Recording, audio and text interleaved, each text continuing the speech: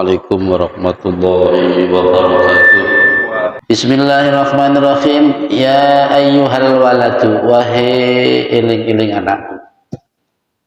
Wa minal laili fatahajjat bihi nafilatan laka. Wa minal laili ayat, maksudnya ayat. Cara di maknane iku jumlah sak menunggane iki dadi mubtada. Ayat wa minal laili fatahajjat bihi nafilatan iku amrun. Nah, jawabe apa? Khabare niku. Iku amrun perintah. Nah, cara dimaknani lengkap. Wa minal laili lan iku setengah saking wengi. Dawe iki wa minal laili. Min iku bimakna tab'id atau sebagian malam. Tidak harus tidak semalaman suntuk, sebenarnya sebagian malam, sebagian sedikit dari malam. Fatahajjat mongko tahajud sira bihi tetemune malam nafilatan kali sunat laka kanggo sira. Cara terus nih, cara wong nuturi putrane ngono ngene. Le ayat wa minal laili fatahajjat bihi nafilatan lak iku amrun perintah, rupa perintah. Ngono. Rupane ndi sing perintah? Fatahajjat. Fatahajjat itu makna perintah. Fatahajjat mongko tahajud sira bihi ing dalam waktu malam nafilatan kali sunat laka tetemune sira. Wabil ashari dan ing dalam waktu sahur yastaghfiruna lan ayat wabil ashari yastaghfirun iku syukrun rupa syukur le wal mustaghfirina bil ashar ayat mana sedangkan wal mustaghfirina bil ashar iku zikrun rupa zikir Jadi Mbah Imam Ghazali cara nuturi kita ini nek ayat wa minal laili fatahajjat bihi nafilatalak iku jenenge perintah. Jadi dikongkon diperintah untuk sholat tahajud di tengah malam. Terus enek ayat mana wa bil ashari hum yastaghfirun dan di waktu-waktu sahur mereka beristighfar. Nah, Mbah Yai Imam Ghazali ngendikan ayat itu isine syukur. Mana? Artinya nek kita ingin mensyukuri syukur ning Gusti Allah, yaitu setidak-tidaknya buktikan rasa syukurmu dengan beristighfar di waktu-waktu sahur. Waktu-waktu penghujung malam lah. Mendekati subuh istighfar kan angel gitu. Terus enek ayat mana la wastaghfirina bil ashar padha wae nek wastaghfirina bil ashar meh padha karo ayat dhuwur ya wa bil ashari hum yastaghfirun padha iki sini nek wa bil ashari hum yastaghfirun di waktu-waktu sahur mereka beristighfar. Dan wal mustaghfirina bil ashar dan orang-orang yang beristighfar di waktu malam. Meh padha to malam. Iku zikrun rupa zikir. Jadi di sini ada tiga istilah, tiga tingkatan.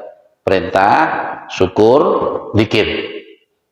Dan perintah, syukur, zikir. Ya, nek tahajud iku perintah. Ganti perintah memang tahajud. Nek orang yang sudah membiasakan istighfar di waktu malam itu menunjukkan syukur. Mana? Nek wong pingin ahli zikir, yo di waktu malam istighfar berdoa itu. Di waktu sahur itu beristighfar. Minta ampun pada Allah. Terserah. Nah istighfar itu cara dilafadzi kan astagfirullahaladzim, astagfirullahaladzim. Tapi tidak harus begitu. Yang penting kita mendekatkan diri mohon kepada Allah, entah itu dengan bacaan apa terserah. Jadi bukan bacaannya yang penting, itu hanya mendorong, untuk mendorong supaya kita lebih cepat. Cara wong numpak yang benar cepat berteko. Jadi kita ini berlapor atau sowan dengan Gusti Allah, ya sudah, selehkan atau letakkan semua ego, semua kesombongan, semua persoalan, semua apa saja, tanggalkan semua, bahwa kita lagi menghadap pada Sang Khalik. Qala alaihi salatu wassalam, bersabda Nabi Muhammad sallallahu alaihi wasallam, neng kuno meskipun gak enek jenenge Nabi, ya lafaz Nabi yo gak enek neng kuno, tapi nek enek kata qala lalu setelahnya ada alaihi salatu wassalam, itu berarti sing dimaksud dhamire iku sing dimaksud Kanjeng Nabi. Soalnya nabi-nabi liyane iku biasanya nganggo kata alaihi salam, tapi nek alaihi salatu wassalam yang dimaksud berarti Kanjeng Nabi. Utawa sallallahu alaihi wasallam itu berarti Kanjeng Nabi. Nek nabi pilihane biasanya alaihi salam. Apa gak oleh? Oleh. Tapi memang ya para pengarang kitab mungkin membiasakan diri untuk ketika pada Nabi pasti pakai alaihi salatu wassalam atau sallallahu alaihi wasallam. Jadi kata qala di situ tidak ada nyebut nama Kanjeng Nabi, juga ada lafaz an-nabiyyu juga enggak ada. Tapi tetap kita sudah paham karena alaihi salatu wassalam itu tidak ada lain kecuali Nabi kita. Benar. Nabi bersabda begini, salah satu aswatin yuhibbuha Allah Ta'ala, ada 3 macam suara yang sangat dicintai oleh Allah Subhanahu wa Ta'ala. Suara yang dicintai Allah. Cici sautud diki, suarane ayam jago. Diki dan makane enek apa jago kluru songono ke kene ape-ape waktu. Makane biasanya nek jago kluru itu kanggo tondo-tondo. Ya, maksudnya tondo waktu, ora kok tondo enak iki bakalan enggak, maksudnya mitos saja itu. Malah ada keterangan ketika ada ayam berkokok di tengah malam, ya, maka berdoa yang baik atau mendoakan orang-orang yang baik. Karena pada saat itu malaikat sedang berkeliaran di sekitar situ. Nah, ketika kamu berdoa, malaikat ikut mengamini. Nah, orang kok, wah, jago ya mana keluruk, enek rondo rabi. Kula ya semetos ibu, kita suara jago senang Gusti Allah. Ya mungkin kedengaran oleh kita mungkin cukup-cukup ya. Tapi mungkin bagi Allah itu astagfirullahaladzim atau subhanallah. Ya, bisa jadi begitu. Suara yang dicintai Allah, senangnya Allah soal jago. Iji, soalnya ada jago gitu, ya. Ono jago ning kono-kono ning alam. Ketika jago iku kluruk ning kono, maka jago-jago ning dunia sing seluruh dunia, seluruh jago ning dunia iki kluruk kabeh. Karena istighfar, apa subhanallah tasbih. Jago itu digambarnya cara kepalanya di sana di alam sana. Terus kakinya itu tertancap di bumi paling bawah. Kerjaannya membaca tasbih. Ya tasbih terus. Siji, suara yang dicintai Allah adalah suara kokok ayam jago. Wa sautul ladzi yaqra'ul Qur'an, dan suara orang yang membaca Al-Quran. Nah, karena Al-Quran itu kalamullah. Jadi Al-Quran itu dibaca itu sudah pahala. Biar paham nggak paham artinya asal moco, asal bener mocone sesuai dengan apa makhrajul huruf, tajwid dan lain sebagainya. Nah, itu sudah dikasih pahala, ya. Dan suara orang baca Quran itu disenangi Gusti Allah, apalagi pas malam hari. Maksudnya malam hari sing nggak mengganggu orang, hanya Allah dan kita yang tahu, yang dengar, gitu loh. Karena orang belajar Al-Quran itu salah tetap oleh ganjaran. Belajar Al-Quran, orang belajar itu oleh ganjaran kok. Gak mau salah, tetap diganjar situ. Dan nek bener, tapi ganjar loro. Kayak nek maca Quran pas bener, gitu. Satu huruf itu harfun minal Quran khairun minad dunya wa ma fiha. Satu huruf Al-Quran dibaca dengan benar, dengan hati yang murni, maka pahalanya lebih besar daripada dunia seisinya. Harfun minal Quran khairun minad dunya wa ma fiha. Jadi kira maka kan Nabi dawuhna alif lam mim, saya tidak mengatakan alif lam mim itu satu huruf, akan tetapi alif satu huruf, lam satu huruf, mim satu huruf. Kata alif lam mim itu ada 3 huruf. Cara dihitung ya dadi 3, ganjarane ya 3. Terus yang nomor 3 suarane wastaghfirina bil ashar. Suarane wong sing njaluk ngapura di waktu sahur, di waktu malam pokoknya. Di ujung-ujung malam menjelang subuh ya beristighfar. 3 suara yang dicintai Allah, suara kokok ayam, kemudian suara wong maca Quran, dan suaranya orang yang baca istighfar di malam hari. Mbak merintih-rintih menyesali kesalahan dan dosa dan kesalahan. Bismillahirrahmanirrahim. Wa qala Sufyan as-Tsauri, berkatalah Syekh Sufyan as-Tsauri rahmatullahi ta'ala alaih, semoga rahmat Allah atasnya, atas Syekh Sufyan itu. Beliau berkata begini, innallaha tabaraka wa ta'ala khalaqa rihan tahubbu bil ashar tahmilul azkar wal istighfar ilal malikil jabbar. Nah, innallaha, sesungguhnya Allah, tabaraka,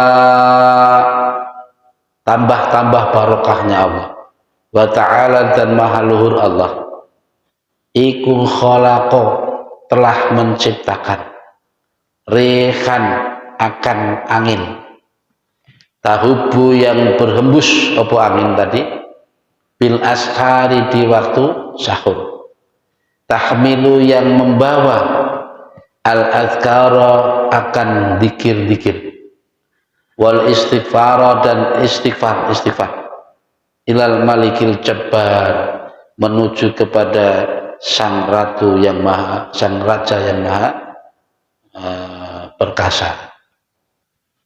Nah, jadi dikiri wong-wong di waktu malam. Ini ya. Syekh Sufyan Tsauri mendikani. Karena beliau ini juga termasuk, beliau ini termasuk tokoh sufi terkenal yang nggak bisa diragukan soal ini sudah tingkat mukasyafah atau belum, ya. Sampai beliau mengatakan Allah itu menciptakan angin yang mana angin ini berhembus khusus di pas waktu sahur. Nah, untuk apa angin ini?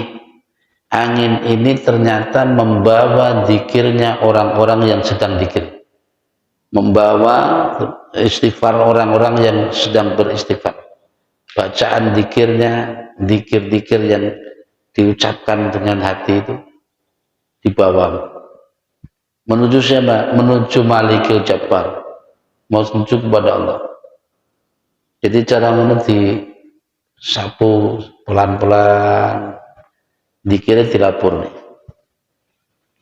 Wa qala aidan, dan Syekh Sufyan Tsauri tadi berkata kembali, idza kana awwalul laili yunadi munadin min tahtil arsh. Ketika tiba awal waktu malam, ya sore-sore ini lah gampangannya. Awal waktu malam kan ya meniki. Ada seruan dari arah sana. Ala liyuqimal abidun, adakah orang yang berdiri beribadah? Nah, seruan ini. Fayakumuna mongko podo ngadeg podo ngadeg sapa abidun, wa yusalluna lan podo salat sapa abidun masya Allah, sesuai kersane Allah. Ma'in barang seakan ngersakake sapa Allah Gusti Allah. Ada maksudnya. Semayunati mengkonuli undang-undang mana menyerukan lagi sapa munatin suara yang menyeru. Fi satril laili ing dalam tengah wengi. Tadi kan di awal waktu. Sekarang di tengah malam kembali lagi ada seruan. Ala yuqimul qanitun, adakah orang-orang yang qanitun itu nerima ya? Nrimo qanitun qanata. Fayaqumuna mongko padha ngadeg sapa qanitun. Wa yusalluna, dan padha salat sapa qanitun ila sahri sampai sahur. Jadi ada berapa kelompok tingkat-tingkatan ya. Nek wong abidun niku ketika ada seruan baru padha tangi salat. Ya sesuai kesan Gusti Allah. Kadang tangi cek sore kan kami, terus ya sholat sak kersa-kersane kuno. Terus nek tengah malam cara seruan itu lebih terkhusus lagi bagi orang-orang yang sudah terbiasa. Kalau itu orang-orang yang nerimo. Akhirnya adakah orang yang berdiri dari kelompok orang konitun itu? Akhirnya mereka berdiri. Berdiri maksudnya sholat, beranjak sholat sampai waktu sahur. Terus faedah kana sahur nada munatin, maka ketika sahur, waktu sahur itu tiba, ada seruan lagi. Ala liyuqimal mustafirun, liyakumil mustafirun. Adakah orang-orang yang berdiri minta ampunan? Akhirnya mereka berdiri untuk minta ampunan. Nah, fa idza tala al-fajr, maka ketika fajar telah terbit, nada munatin, seruan tadi kembali menyerukan, ala liyaqumal ghafilun, adakah yang mau berdiri orang-orang yang lupa? Akhirnya mereka yang lupa itu juga berdiri. Berdiri maksudnya baru tangi min furusihim, saking ambene mereka masing-masing. Kal mauta, seperti orang yang mati. Nusiru, yang digelar, disebar min kuburihim, dari kubur mereka masing-masing. Ini ungkapan, gambaran orang yang memang sudah mukhasyafah. Seorang Syekh Sufyan Tsauri bisa menggambarkan seperti itu. Allah menciptakan angin, yang mana angin itu khusus berhembus di malam hari, khususnya di waktu sahur. Yang tugas angin ini membawa zikirnya orang-orang yang berzikir semalaman sampai di waktu itu, sahur itu. Nah, dibawalah itu. Ya ada ya istighfar, ada tasbih, ada sholat, ada apa macam-macam untuk baca Quran. Pokoknya orang-orang yang berzikir beribadah di malam itu, ya, angin itu berembus untuk membawa zikir-zikir orang menghadap Allah.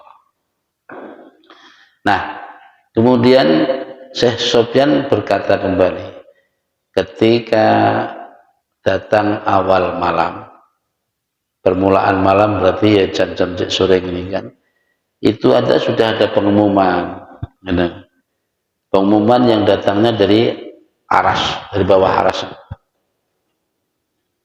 Cara kembangannya, mbok yo wong sing ahli ibadah padha tangi. Akhirnya mereka tangi. Maksudnya suara ki gak nek sing krungu, sapa sing krungu. Coba nek pas enek wong sing krungu secara rohani, maka orang itu berbangkit.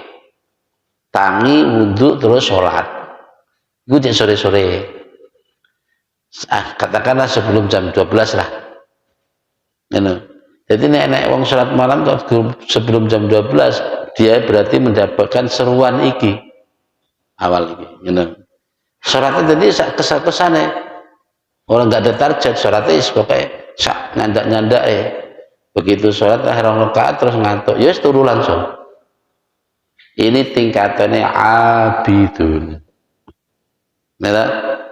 Enek mana seruan pas ini di tengah malam, seruan ini tengah malam ada seruan lagi, mbok yo wong sing ngempon rimo-rimo ki padha ngadep salat. Akhirnya mereka berdiri juga salat. Artinya suara ki nggak akan didengar oleh kita, tapi oleh rohani masing-masing makhluk menungso. Begitu ini roh mendengar, maka orang ini bangun, ya, bangun terus wudu, salat, zikir sampai sahur. Berarti dia yang kena suara iki, seruan yang tengah malam. Nah, terus faida kana sahar, maka ketika waktu sahur telah tiba, kembali ada seruan. Gitu. Mbok yo wong sing njaluk ngapura padha tangi njaluk ngapura. Sing kakek dosa ki nang padha tangi. Akhirnya ada pun orang tangi juga, Bang. Ada yang bangun. Sing biasa njaluk ngapura di waktu sahur memang ada.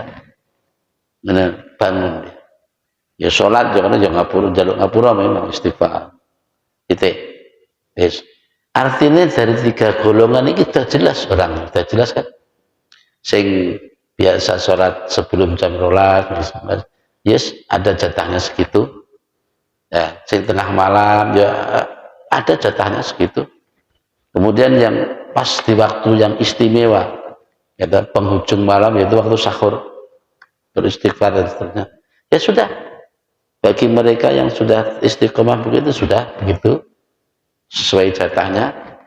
Nah kali ini setelah fajar tiba, artinya fajar telah terbit, waktu sahur entek masuk waktu subuh, kembali ada seruan lagi, mbok yo wong sing lali-lali, orang yang lalai yang lupa itu berdiri untuk sholat, bangun dari tempat tidurnya. Nah, akhirnya mereka pun bangun, tapi bangun ya mau bangun tekor turu, bukan bangun untuk sholat. Baru krieh sebagaimana orang mati besok dibangunkan dari kuburnya lalu disebar luas dari kuburnya. Ini kayak gue. Artinya seruan yang keempat ini seruan bagi orang yang lalai. Wis arep sholat subuh ya wis kelewat subuh entek. Mereka bangun utawa yang menangi subuh tapi ora sholat subuh, kan? Mung tangi dari tempat tidurnya sebagaimana orang yang meninggal besok dibangkitkan dari kuburnya lalu disebar di seluruh penjuru.